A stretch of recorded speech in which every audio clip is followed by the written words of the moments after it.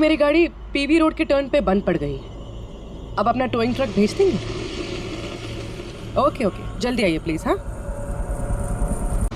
अभी आज इतना बड़ा कांड किया इस मुकुंद ने, इतनी जल्दी दोबारा आएगा कि नहीं? वही तो पता चलेगा कि वो कहीं पे बैठ के आराम कर रहा है और हम लोग यहाँ धूप में बैठे बैठे उसका इंतजार कर रहे हैं। रिलैक्स फ्रेडी, वो आएगा जरूर। लालच इंसान को आराम करने नहीं देती।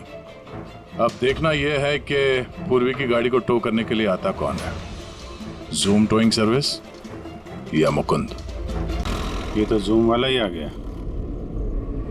एक्चुअली गाड़ी स्टार्ट हो गई है, आप जा सकते हैं। Thank you so much. Hello, GM towing service? Madam? जी, मैंने जीएम टोइंग सर्विस में फ़ोन किया था। ये तो स्पीड है। मैडम वो भी अपनी है, ये भी अपनी ही है। जी हाँ मैडम। मैडम एड्रेस लिख दीजिए जहाँ गाड़ी डिलीवर करना है। तू एड्रेस लिखवा ले, मैं गाड़ी लगाता हूँ। ठीक है। पूर्वी ने कॉल किया था जीएम टोइंग सर्विस को और आया ये स्पीड टोइंग ट्रक। ये मुकुंद दिख नहीं रहा है। मैडम आप ऑटो से फॉलो कीजिए, हम लोग गाड़ी लेके आगे चलते हैं। ऑटो! क्या हुआ? पता नहीं मैडम, ये गाड़ी क्यों बंद हो गई? कितना टाइम लगेगा? अब पता नहीं मैडम, मैं इंजन चेक करके बताता हूँ। अब मैडम वो गाड़ी के इंजन में कुछ प्रॉब्लम हो गया और थोड़ा टाइम लगेगा, तो आपको दूसरा तो करवा दूँ। दूसरा ऑटो क्यों? मैं तुम्हें सरकारी गाड़ी में लेके चलती हूँ। अरे मैडम मैंने क्या किया? चल मैडम। ले आया उस्ताद।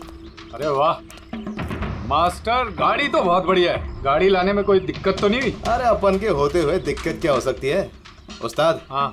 बड़ा हाई फाई लड़की थी, जबरदस्त। अच्छा। अपना वक्त पे आ गया ऑटो वाला भी, वो लेकर निकल गया, अपन भी क्लियर आ गए, है ना? और नहीं तो क्या भाई। आप कौन? मैडम ने यहाँ का एड्रेस दिया था। एड्रेस? आप लोग कौन है? सीआईडी। चलो अब तुम सबको तुम्हारी असली जगह पे ले जाते हैं। चल। मुकुंद बताओ क्या हुआ? चोरी कर करके बोर हो गया था तो फोन करना शुरू कर दिया है? बहुत खेल लिया पकड़ा पकड़ी। अब ये बता कि वो लड़की कौन थी और तूने उसको क्यों मारा? सर मैंने उसको नहीं मारा। सर मैं मानता हूँ मैं चोर हूँ, लेकिन मैं किसी का खून नहीं करूँगा। झूठ बोलता है। तुम्हारी उंगलियों के निशान कैसे आए उसके बॉडी पर? सर मैं सच कह रहा हूँ सर, मैंने उसका खून नहीं किया। सर जब वो लड़की मुझे मिली वो तो पहले से ही मरी हुई थी। क्या कहा? पहले से ही मरी हुई थी? हाँ सर, मैं सच कह रहा हूँ सर। मेरा तो कार चोरी का छोटा सा बिजनेस है बस। हाँ, छोटा सा बिजनेस है, उसका हिसाब किताब हम बाद में कर लेंगे। मेरा मतलब है आसपास जितने भी टोइंग वाले हैं ना, मैंने उनका फोन नंबर टैप कर रखा है और जैसे ही उनको किसी भी कस्टमर का फोन आता है ना, मुझे पता चल जाता है। इससे पहले कि वो लोग वहां पहुंचते तुम अपने आदमियों के साथ वहां पहुंच जाते थे और कस्टमर्स की गाड़ी गायब। ये बता, वो लड़की कहाँ से मिली तुम्हें, कैसे मिली? आज सुबह टोइंग वालों को एक फोन आया, मुझे मालूम पड़ा तो बस मैं अपने आदमी को लेकर पहुंच गया लोकेशन पर। अच्छा वो आप आ गए? आपने ही फोन किया था? जी मैंने फोन किया था आपको। ये तो मना कर रहे थे जरूरत नहीं है। मैंने कहा भाई क्यों जरूरत नहीं है, अब गाड़ी बंद पड़ गया है तो क्या सर पे उठा कर लेके जाएंगे? भाई साहब बेचारे का गाड़ी रोड पे रुक गया है। हमने तो बहुत ट्राई किया धक्का मार के स्टार्ट करने की, लेकिन स्टार्ट ही नहीं हुआ। आप बात कर लीजिए, टो करके कहाँ छोड़ना है? सब गाड़ी का डिलीवरी करानी है। आप अपना एड्रेस लिख दो, हम लोग छुड़वा देंगे। सर बड़ा ही कोई अजीब सा एक एड्रेस उसने लिख कर दिया था, शहर से दूर कहीं कोने में।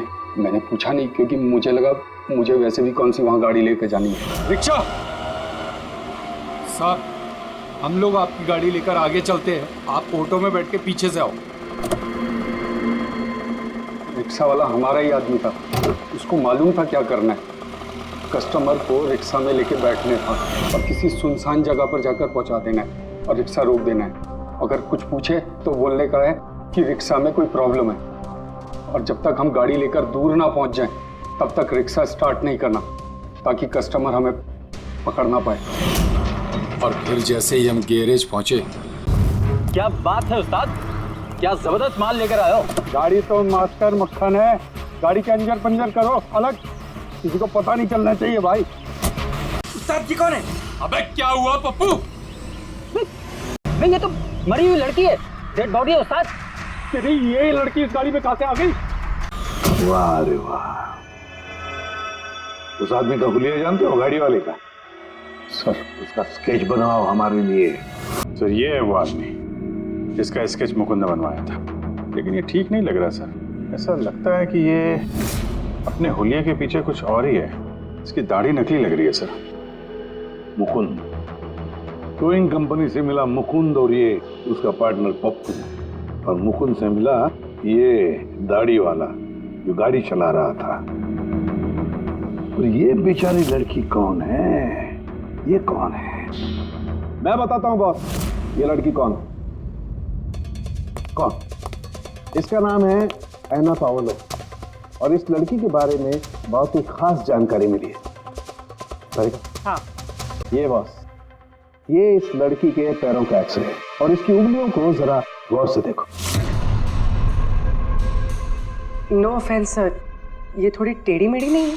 एग्जैक्टली, इसकी टोज डिफॉर्म्ड है, और मेडिकल टर्मिनोलॉजी में इसे बनियंस कहते हैं। और ये बुनियंस होते क्यों हैं? भैया बहुत ही टाइट नुकीले जूते पहनने की वजह से, ऐसे जूते जिसमें उंगलियों को जरा भी जगह नहीं मिलती और उंगलियां एक दूसरे पर चढ़कर सिकुड़ जाती हैं, दब जाती हैं।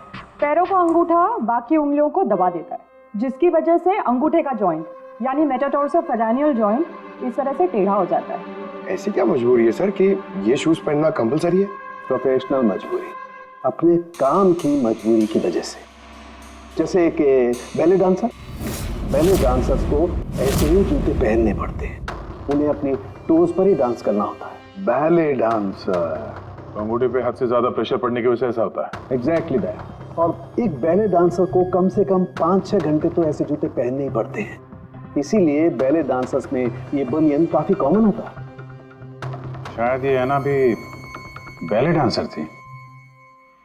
ऑटोप्सी में और क्या मिला? चीक इम्प्लांट। अब ये नया क्या है? कॉस्मेटिक सर्जरी का एक हिस्सा होता है, ज़्यादातर सेलिब्रिटीज इसे इस्तेमाल करते हैं। अगर किसी को अपने किसी बॉडी पार्ट को एनहांस करना होता है, थोड़ा बड़ा या प्रोमिनेंट दिखाना होता है अच्छा दिखने के लिए, तो वो उस हिस्से में ऐसा इम्प्लांट डालते हैं, कुछ भी, जैसे चीक्स, चिन, हिप्स, कोई भी पार्ट। मतलब उसने अपने गालों में इम्प्लांट किया था? हाँ ब्रेडी, और इसी इम्प्लांट की वजह से मुझे इस लड़की की जानकारी मिली। बॉस, हर इम्प्लांट में एक खास सीरियल नंबर होता है, और जब मैंने इस लड़की के इम्प्लांट का सीरियल नंबर पता किया और जानकारी की, तो इसका नंबर जाकर के मिला रशिया में, मॉस्को में। वहां पर एक प्लास्टिक सर्जन कुद्रेसोव से इसने अपना इम्प्लांट करवाया था। उन्होंने मुझे कुछ और भी जानकारी दी। ये देखिए सर, ये इमेज है चीक इम्प्लांट के पहले का, और ये वाला इम्प्लांट के बाद का। अब बॉस, एक खास बात, हर पेशेंट को अपने इम्प्लांट के लिए कम से कम साल में एक बार अपने प्लास्टिक सर्जन से जरूर मिलना पड़ता है। और हैरानी की बात यह है कि ये लड़की है ना, अपने सर्जन से पिछले 5 साल में एक बार भी नहीं मिली। अच्छा अभिजीत, अगर ये है ना पिछले 5 सालों से अपने डॉक्टर से मिली ही नहीं रशिया में, तो इसका एक ही मतलब हो सकता है कि ऐना इंडिया में ही थी। और अगर ऐना पिछले 5 सालों से इंडिया में थी, तो फिर वो जरूर किसी ना किसी वीजा पर यहाँ आई थी। अभिजीत, फॉरेन रीजनल रजिस्ट्रेशन में से जाकर पता लगा कि ऐना कौन से वीजा पर यहाँ आई थी, स्टूडेंट वीजा पे, टूरिस्ट वीजा पे, डिप्लोमेटिक वीजा पे, या और कौन से वीजा पे। और ये भी पता लगा कि क्या उसने रेसिडेंसी के लिए रिक्वेस्ट भी किया था क्या, है ना? सर। हाँ पूरी। सर, मैंने एना पावलोव के नाम से इंटरनेट सर्च किया तो भर के आर्टिकल्स आ गए। मोस्टली सारे आर्टिकल्स 4-5 साल पुराने। आर्टिकल्स? क्या लिखा क्या है आर्टिकल? सर, लिखा है कि एना मॉस्को की फेमस बैले डांसर थी, जिसकी मौत अपनी ही गाड़ी में आग लगने से हो गई। क्या? सर ऐसा कैसे हो सकता है? वो तो यहाँ घूम रही थी। नहीं अभिजीत, बहुत बड़ी गड़बड़ है ये, गड़बड़ है। सर, पुलिस को एना की जली हुई गाड़ी से उसके बोन्स मिले, और पुलिस ने उसके बॉयफ्रेंड को भी अरेस्ट किया था मर्डर चार्जेस पे। एना को उसके बॉयफ्रेंड ने मारा था? हाँ सर, उसका बॉयफ्रेंड रशियन माफिया से मिला हुआ था। पुलिस काफी सालों से उसके पीछे पड़ी थी, लेकिन उन्हें कोई सबूत नहीं मिल रहा था। लेकिन इस केस में उन्हें सबूत भी मिल गया। सर, एना की गाड़ी में आग लगना, उसका एक्सीडेंट होना उसके बॉयफ्रेंड का प्लान था। पुलिस ने उसे उसकी पूरी गैंग के साथ अरेस्ट किया, ऐसा हो ही नहीं सकता सर। एना की लाश तो हमारे पास है, यहाँ पे। सर, एक इंसान 2 बार कैसे मर सकता है? वही तो 2 बार कैसे मर सकता है? नहीं, ये 5 साल पहले जो ऐना की मौत हुई है ना, यहीं पर गड़बड़ है, बहुत बड़ी गड़बड़ है ये। इस रशियन कॉन्सुलेट से पता लगाना पड़ेगा कि ऐना इंडिया आई कब और कैसे। ऐना पावलोव का बॉयफ्रेंड रशियन माफिया से मिला हुआ था। ऐना ने अपने बॉयफ्रेंड के खिलाफ सारे सबूत पुलिस को दे दिए थे। ऐना की जान को खतरा था, इसलिए पुलिस ने ऐना के मर्डर का झूठी खबर मीडिया में फैला दी और उसको रशिया से बाहर भेज दिया, एक नई पहचान और नए नाम के साथ, नटालिया। तो ऐना यहाँ पे नटालिया बन के रह रही थी। नटालिया इंडिया 5 साल पहले आई थी और वो यहाँ फिल्मों में बैकग्राउंड डांसर का काम कर रही है। कर रही थी। मैं जितना जानता हूँ उतना आपको बता चुका हूँ। Thank you. इस नटालिया का एड्रेस होगा आपके पास? हाँ पंकज, क्या पता चला नटालिया के एड्रेस पे? सर, नतालिया तो उस घर से 2 साल पहले ही निकल गई थी, कहीं दूसरी जगह जाके रह रही थी। 2 साल पहले ही निकल गई वहां से? किस एड्रेस पे? सर, उसने दूसरा एड्रेस तो किसी को भी नहीं दिया।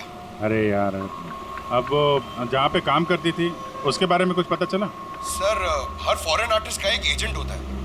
ऐना का एजेंट मुरली कुमार था सर। रशिया और यूक्रेन से जितने भी बैकग्राउंड डांसर्स इंडिया आते हैं वो मोस्टली मुरली लेकर आता है। अरे ठीक है यार, उसका एड्रेस मिला क्या ये बताओ। हाँ सर, उसके ऑफिस का एड्रेस अभी आपको भेजता हूँ। हाँ, वो एड्रेस फटाफट भेजो। ओके। व्हाट? ओह गॉड, कब हुआ ये? करीब 24 घंटे पहले। This is shocking. लेकिन नतालिया को क्यों मारेगा कोई? She was such a nice girl.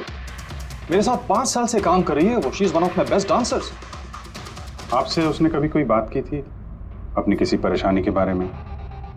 नहीं, ऐसा कुछ नहीं, लेकिन पिछले 2 हफ्तों से काफी परेशान दिख रही थी वो। मेरे कुछ डांसर्स अभी हैदराबाद गए शूट के लिए और नतालिया ने उस शूट से जाने से भी इनकार कर दिया। आई डोंट नो व्हाई, क्योंकि नॉर्मली नतालिया काम से ना नहीं करती।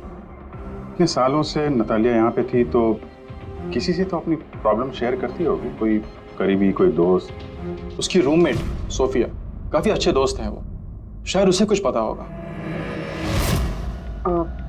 आपने और कुछ नोटिस किया पिछले कुछ दिनों में? कुछ दिन पहले मुझे गोवा से एक फोन आया था एक आदमी का, काफी हेवी रशियन एक्सेंट था उसका। नतालिया के लिए पूछ रहा था और यही बात बताने के लिए मैंने नतालिया को फोन भी किया, लेकिन उसका फोन लगा नहीं। कौन था वो आदमी, कुछ मालूम है उसके बारे में? क्या नाम था उसका? अलेक्जेंडर। Yes, Alexander. उसने कभी पहले भी बात की थी आपसे? नो। इस नटालिया का एड्रेस ले लो जरा। नटालिया का एड्रेस देंगे? श्योर।